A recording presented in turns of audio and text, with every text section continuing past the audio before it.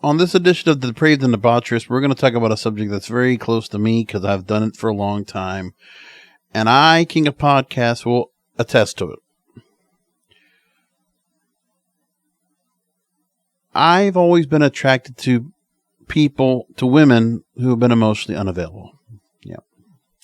The loops of confusion, doubt, anger, and sadness that come with fancying someone who isn't ready for a relationship or is already in one. It's hardly ever worth it. But I can't tell you how many times I've done this to myself, where I have.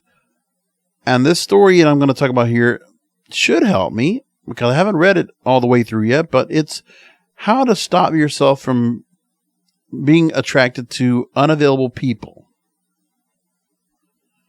And that's the whole story from Vice.com.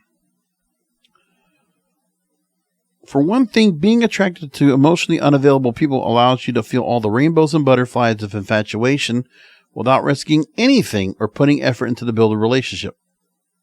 Pretty well said right there. It can feel safe because realistically nothing can and will happen. And if something does, it happens all against all odds or expectations.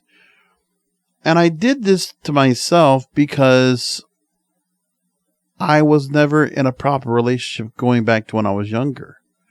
Listen, when I was skinnier and I actually was, felt like I looked as good as I could be at 14 years old, I did try to approach relationships, but I wouldn't have known what to do if I did. And I did try to ask girls out, and I did try to get myself, trying to throw on the charm. It didn't work. And I never dated at all in high school because what happened to me was I was bullied, and I didn't want to put myself into a spot where I tried to ask a girl out that maybe she would have said yes to me, only for them to get picked on as well. So I thought I was trying to be good by sacrificing myself by not letting another girl be hurt because of her being attached to me anyway. But being attracted to someone who likely won't reciprocate can be just demoralizing. It can reinforce feelings of worthlessness and create dangerous and emotional behavioral loops, which would happen to me in my 20s. Mostly unavailable, and I kept trying to chase and chase and chase. And I don't say that enough to be said, but I did, as a nice guy, I chased girls that I thought I could fix. Damsels in distress, which is what we do, some of you guys out there. Emotionally unavailable. And because there's things that are there that we feel like we can help fix. Girls do the same thing as well. Now, they talked to a psychologist based in the Philippines, Mara Yusinko. Pursuing unavailable people will feed the loop of dangerous emotional and behavioral loops, because he used to get really upset by this. It also creates some of the toxic, narcissistic, manipulative traits that some guys get out there because they've also gone after emotionally unavailable people. So if you do know what all this is like, there's good news and bad news. The good news, according to Yusingo, it's likely you attract all kinds of people, not just unavailable ones. The bad news, you likely tend to respond to more of the unavailable ones. But why is the question? And according to Yusingo, they say that people's relationships with their caregivers in early childhood. The relationships become the models for people's relationships as adults. For instance, if your parents' relationship with each other or with you was detached, you will likely take that detachment as a format for other unimportant relationships. Or other important relationships. As an adult, you will look for the same detachment and think it's love. If a caregiver or parent is unavailable, then the sense of neglect, abandonment, or maybe anxiety associated with the parent or caregiver who's unavailable is actually what we become comfortable with. And I'm trying to understand that part to me because, I know my father worked a lot, but I still think he was kind of there. I didn't necessarily play sports as much, so that didn't put me in that spot.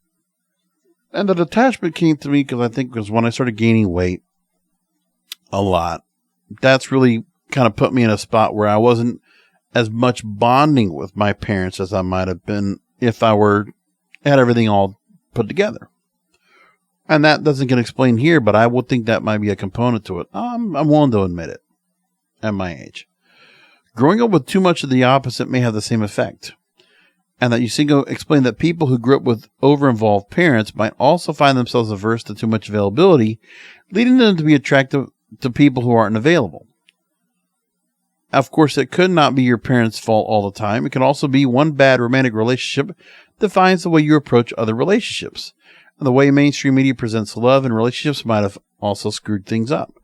Well, that's also a good point, because it was all about what I saw in General Hospital and, One Life to Live and all these other places. When I would see, and I've said this before, Sonny and Brenda, I'm saying to myself, Sonny would get all these different girls. Would get Brenda, would get I forget who was the other girl he was with. But Sonny was always able to get Sonny Corinthos on General Hospital, which I think is still a character, was always able to get these girls. And I'm like, that's what I got to do to get Brenda? And there were just certain girls that I felt like I wanted to go after, because also, instead of going after the girls that are a little bit out of my league, or maybe a little bit too, maybe prettier or much more not easily accessible, because I would have to put so much work and effort just to be disappointed. And I don't know if that person's attracted to me or not, because I never got that so much where I had someone that really showed, or I never recognized that they were attracted to me at all. And that was a big problem I had too, when I think about it. Now, people don't necessarily go out of their way to be attracted to those who are emotionally unavailable. It's just something you get used to after a couple of times, until it eventually feels safe, a pain that's already familiar. Sticking to it saves you the possibility of experiencing new kinds of pain. Well, you still feel loneliness. You do get that. But yeah, the rejection doesn't happen as much. And also, like you said, like this psychologist says, if you notice the unhealthy pattern in the people you're attracted to, you need to take an honest look at your past relationships and yourself, which I do a lot of reflection. But I never had real relationships, which is the other problem. And that being attracted to people who are emotionally unavailable might be a reflection of how people feel about themselves. Sometimes you might be projecting your own sense of unworthiness or not deserving to be loved to the people that you date.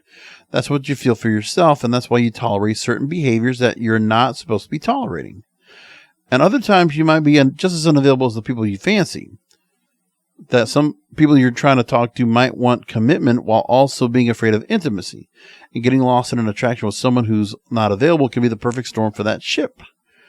And it's a good idea to decide on your wants, needs, non-negotiables, and red flags in a relationship and hold yourself accountable for that list. Well, I'm at the point now where I know my wants, needs, non-negotiables, and red flags. And I can't find a woman now at my age that I feel like can fit all that. I find it impossible. And then they also talk about how holding yourself accountable means giving someone whom you might not be initially attracted to a chance, if only because that someone could potentially offer that consistency. So it's a lot of things they talk about. Now, they say also here that see people for what they present you and what they really are, not what you think they could be if you fix them, which is a great point. A lot of times people that show the red flags, inconsistent replies, not asking you out, that's what they are. Is that what you need? That's a great point. But it's also something that for people that are younger than me, I hope you understand this lesson before it's too late. That we do that a lot. That we don't necessarily, it's kind of hard for both men and women to kind of approach each other. Shoot their shots.